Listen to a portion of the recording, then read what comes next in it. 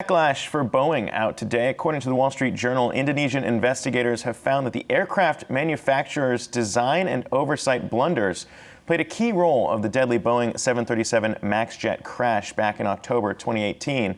And Yahoo Finance's Alexis Keenan is here with the details on that. Alexis, this would be the first formal government findings of flaws in the plane's design. So how does that kind of impact Boeing's path to get this plane back in the air? So this is Wall Street Journal getting a look or getting a glimpse of what's in the report. This is not the official report. If it does come out before the one that's been commissioned by the FAA, which is a body of international regulators, then it would be the first government's opinion on whose fault it was that at least Lion Air came down. That was the October 29th, 2018 crash. This was the first of the two.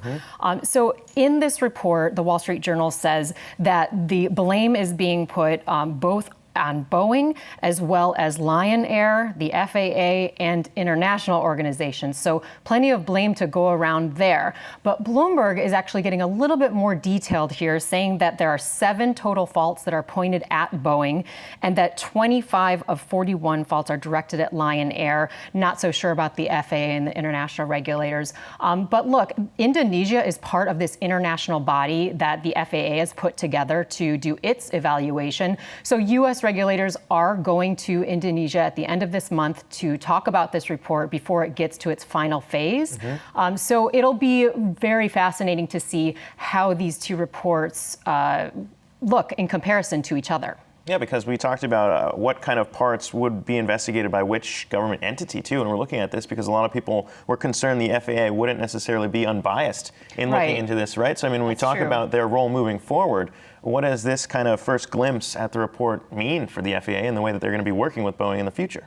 You know, certainly we hope that Indonesia operates with some independence here, but the international body that the FAA has put together includes a host of countries. It's not only the U.S. and the FAA, it's also Canada, China, Indonesia, UAE, EU, and Brazil.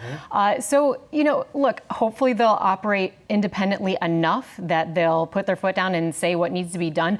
But it's going to be Indonesia, and it's going to be many, many other countries that the FAA is going to have to contend with. They're not alone anymore in the recertification of this, not only the 737 MAX, but in other aircraft. Like, you know, things, we haven't seen heads roll, but things may change. The certification process itself may very well change because that's one of the big sticking points here is how Boeing's relationship with the FAA authorized the MCAS system that is known to have brought down these planes. And the timeline for that, too, hasn't been really reaffirmed. I mean, we had heard no one really wanted to stick to a timeline for that either so far. And they don't want to stick to a timeline, but Boeing tells Yahoo Finance this morning that they're still going with their plan, that they do believe that they can introduce to the FAA these software fixes that are pending by the end of this month, and that still keeps us on a timeline for possibly the aircraft returning to service at the beginning of the fourth quarter. That seems a little bit aggressive to me,